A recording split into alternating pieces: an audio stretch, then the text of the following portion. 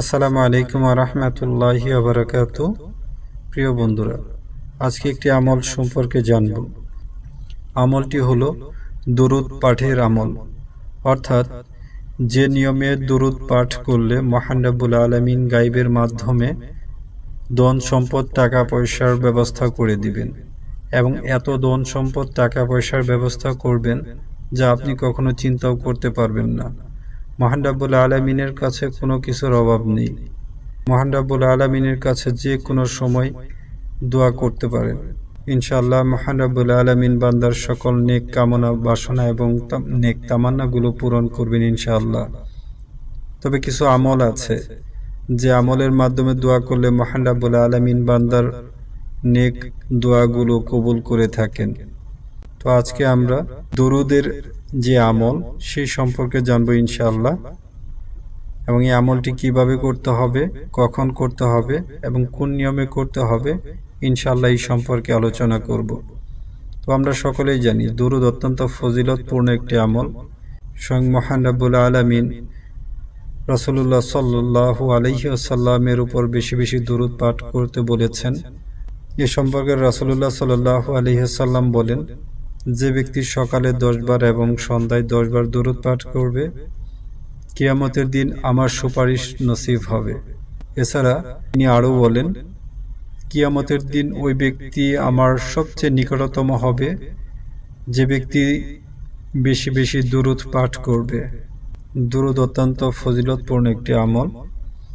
আসুন আমলের নিয়ম বা কখন কিভাবে করতে হবে তা জানার আগে মহান রব্বুল আলামিনের কাছে আমরা প্রার্থনা করি, হে রব্বুল আলামিন, হে আকরামুল আকরামিন, আমার সৃষ্টিকর্তা পালনকর্তা, আপনি আমাদের বেশি বেশি দরুদ পাঠ করার তৌফিক দান করুন এবং দরুদ পাঠের পরিপূর্ণ ফজিলত আমাদের নসিব করুন, আমিন। প্রিয় বন্ধুরা, তাহলে আসুন জেনে নিই আমলটি কখন এবং কিভাবে করতে হবে। যে কোনো আমলের পূর্ব শর্ত হলো পরিপূর্ণ বিশ্বাস এবং ইখলাসের সাথে আমলটি করতে হবে, এবং যে কোনো আমলের জন্য অবশ্যই পাক পবিত্র হয়ে করতে হবে। সেক্ষেত্রে পবিত্রতার জন্য প্রথমে উজু করে নিতে হবে। উজু করার পর আপনি এই আমলটি যেখানে করবেন, অর্থাৎ যে স্থানে করবেন, সেই স্থানটি যেন পরিষ্কার পরিচ্ছন্ন এবং পবিত্র থাকে এমন একটি স্থান নির্ধারণ করতে হবে। সেটা আপনি যেখানেই করুন। দরুদ পাঠের পূর্বে এই আমলের দোয়া রয়েছে, সেই দোয়াটি পাঠ করতে হবে। প্রথমে আউযু বিল্লাহি মিনাশ শাইতানির রাজিম, এটি 13 বার পাঠ করতে হবে। এরপর বিসমিল্লাহির রহমানির রহিম 99 বার পাঠ করতে হবে। এরপর বিসমিল্লাহির রহমানির রহিম 99 বার পাঠ করতে হবে। এরপর দরুদ ইব্রাহিম অর্থাৎ দরুদ শরীফ।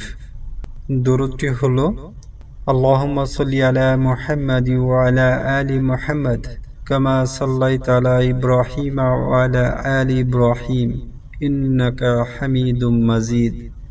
আল্লাহুম্মা বারিক আলা মুহাম্মাদ ওয়া আলা আলি মুহাম্মাদ কামা বারাকতা আলা ইব্রাহিম ওয়া আলা আলি ইব্রাহিম ইন্নাকা হামিদুম মাজিদ।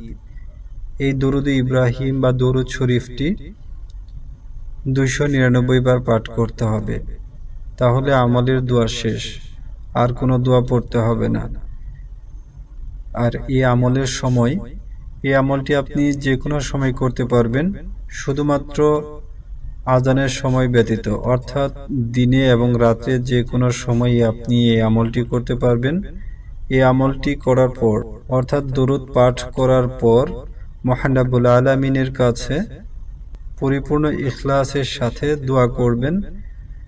ইনশাআল্লাহ মহান রব্বুল আলামিন আপনার সকল নেক তামান্নাগুলো পূরণ করবেন এবং গায়বের মাধ্যমে ধন সম্পদ টাকা পয়সার ব্যবস্থা করে দিবেন, এবং এত ধন সম্পদ টাকা পয়সা দিবেন যেটা আপনি কখনো চিন্তাও করতে পারবেন না।